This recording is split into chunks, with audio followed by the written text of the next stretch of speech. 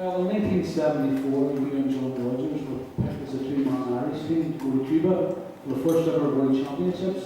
Talk to me about that. Well, John and I were picked, we had already taken part in the Golden Belt tournament in Romania, along with Jerry Hanna, and we got selected to go to Cuba, and John, I think John was the first one in the ring. He knocked the Spaniard out.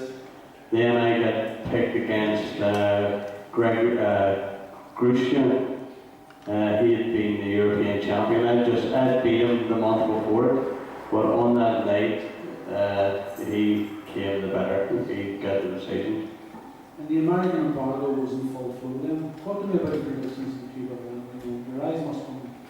You're going to you're asking me to tell you a story that I'm not going to tell. No, go ahead. Cuba, it was a very poor country, but we got on well with the Cubans. In fact, we got on well with the Americans. Two guys that came to our room every night for another, a couple of cheese sandwiches and stuff like that were Leon Spinks, who ended up beating Muhammad Ali for the world title, and the big heavyweight Marvin Stevenson. And then there was Graham Mountain. Graham Mountain was boxing for Bermuda. You also met Fidel Castro, you and John Rogers. Well, John Rogers and I were going into the stadium one night with the interpreter. She was a girl called Nellie Lestrada, and she was a real communist, you know. And we had been looking at this big black limousine, and Rogers and I were bantering, and Rogers, I said to Rogers, I know 15 pounder would ship that John, wouldn't it? And she said to Rogers, what's a 15 pounder? And Rogers said, a bomb. She could be absurd. She had us by the two arms. So when she was walking us into the arena, Castro came out with all his bodyguards, and he stopped and spoke to him. But he spoke in Spanish, he wouldn't speak in English. And then the interpreter told us what he had said. So he spoke more to Rogers than he did to me. Well, Davy, after retaining your Irish teams, you were picked for the Irish team to go to the Olympics in 1976. You said to me, you know, it had become too serious, all the joy of boxing.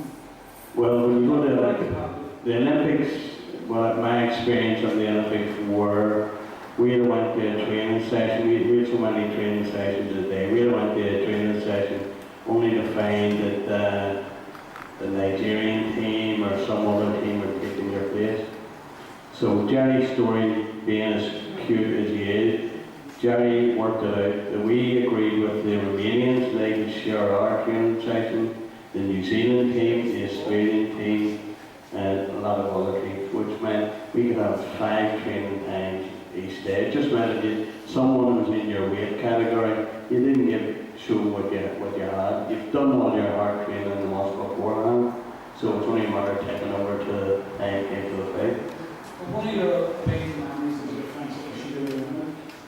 Well, Sugar Ray Leonard, in the morning time, I usually get up at 9:30, whatever, finish my breakfast, and at about 9:30 go to one of the studios that they had at the village, where you could ask for a cassette of your fight from the night before, or training sessions, and Sugar Ray Leonard used to sit in there every morning, and we used to sit, we never spoke to each other, and then one day he'd come over, how did you do last night? Oh, I didn't do very good. I was beat by the American and the quarterback.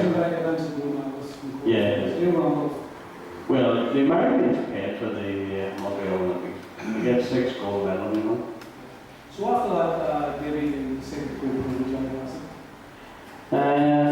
I still had the urge. I didn't want to go to the gym.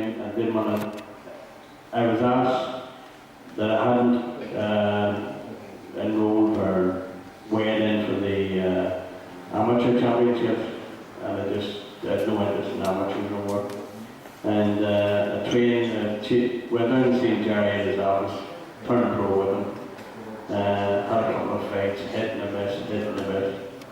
And then I realised I was going nowhere with Jerry, so after about 5 or 6 fights, I just said, that's it, I'm going to be home. So I started to train myself. And one fight I had through Jerry in to the promoter, Dave's what out of the Piccolo wrestling. Dave would get me the fights. I was doing my own training and paying Dave whatever his percentage was. But I was over for a weigh-in against Dave Smith for a final eliminator for the British title in the Elephant Castle. And we're getting weighed in Thomas Beckett gym. And this guy came up beside me, tapped me in the shoulder and says, "What are you doing over here?" I said, "Paddy, how are you? What are you doing?" And he just retired after losing the British title. And he says, "Who's training you?" And I said, "Nobody.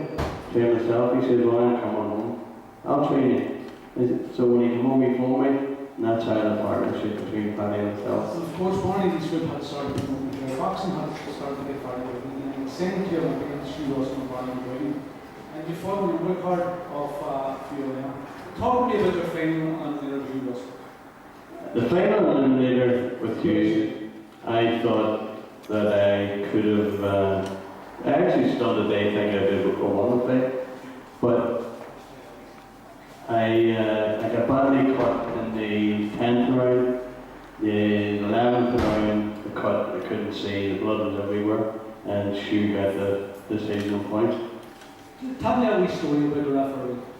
The referee was a guy called Mike Jacobs, and there's a photograph knocking about today with blood coming out of both you and I. Mike Jacobs. Absolutely drenched in blood. I've never seen that. Well, Mike Jacobs' shirt, Stinner shirt, was covered in blood, and he went to the dry cleaners in London, left the shirt in. When he came back to pick the shirt up, the police were there to arrest him. They thought he had murdered someone. And the border control had the alibi about it. Yeah. Well, Davy, here's some footage of your fight with Hugh Russell. This is for the British Sponsoring Team in 1883. 33 years, 34 years of age there. Yep, 2 older boxers.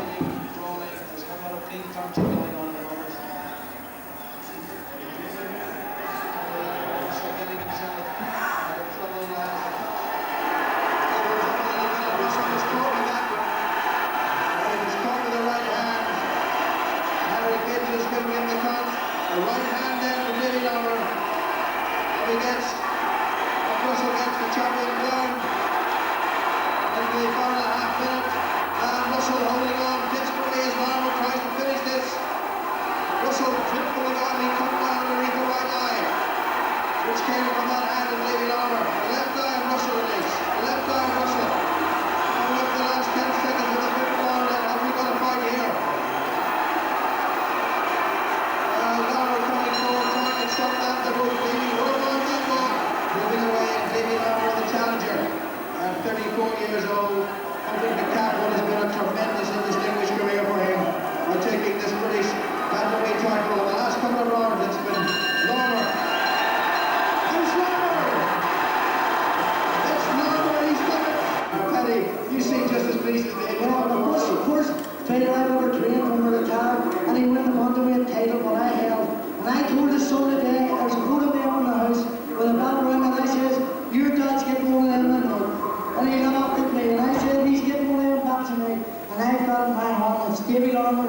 And Davy Larmour done the fighting. He's the man that won the belt. And he done the fighting. And I am really proud, more than I was when I won the title myself. He's not a bad talker, Davy, is he? No, I keep talking about it. Keep my head away for the past week. Do this, do that. You can treat me like a pregnant woman. Not let her get this, not let her get none. It's all paid off though, hasn't it? Yeah, I just feel a pity about Hugh losing the title on his first fight, but he knew the risk he was taking would give me a chance. I think he must have gone mad. How do you feel about you? Obviously still great talent. Well, the great talent. I told him I'll fight again. Who knows if they're counter? Would you like to have another go at him? Well, closing credit the third king. Hey, give them a round of applause.